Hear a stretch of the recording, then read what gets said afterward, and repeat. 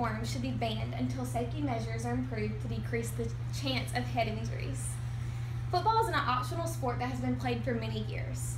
Parents often refrain from putting their child in this sport because it's so dangerous and there's so many injuries that can come from it. The most severe type of injury that has plagued most football players is known as chronic traumatic encephalopathy. There are obviously apparent risks when you put your child in football, so people should be more aware of these. A player takes on a certain amount of risk when he agrees to participate in the sport, knowing how dangerous and the high potential for injury. They should be aware of the facts before they make the ultimate decision of whether or not they want to play. Chronic traumatic encephalopathy is a neurodegenerative disease that is similar to Alzheimer's. CTE symptoms include memory loss, depression, aggression, and violence. This has led to suicidal thoughts, which a lot of players have acted on. One cannot come to the conclusion of a head injury such as CTE unless the player is deceased. So therefore, a person could be walking around with it and having crazy thoughts, but nobody knows unless the player has died. CTE is not caused by concussions. It's caused by blows to the head. Even one bad hit can jostle the brain against the skull, leading to tauopathy, or the aggregation of tau protein in the human brain, as reported by CBS. Now that we know what CTE is, we can hear about some of the stories regarding football players who have been affected by it. The unfortunate stories of some who have suffered are just horrible to even listen to. Mike Webster, he was the first man to be diagnosed with CTE. No one could figure out why Webster did the crazy things that he did. He did such things as zapping himself to sleep with a taser, supergluing his teeth back into place after they fell out, threatening to kill people, and sleeping in random places. Because his brain looked normal on the outside, they could not figure out why he was acting so crazy. When closely examined, Webster's brain was said to have been through the equivalent of 25,000 car crashes over his 25 years of playing football in high school, college, and NFL, as reported by CBS. Other tragic outcomes that have resulted from CTE are such as Andre Waters. At the young age of 44, Andre Waters committed suicide. Waters, former Philadelphia Eagle, had such a severe case of CTE that doctors said that if he had just lived a little bit longer, he would have been completely disabled due to the horrific damage that had been done to his brain. Football results in CTE.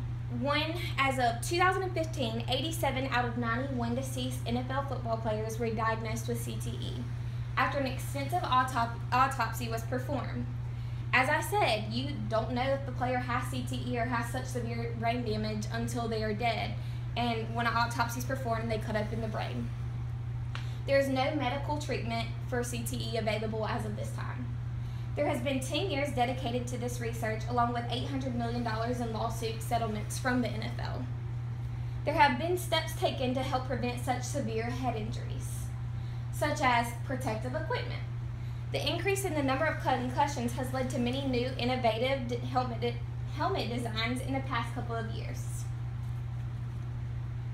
No matter how many new forms of helmets that have been created, there have been none that have decreased the head injuries from occurring.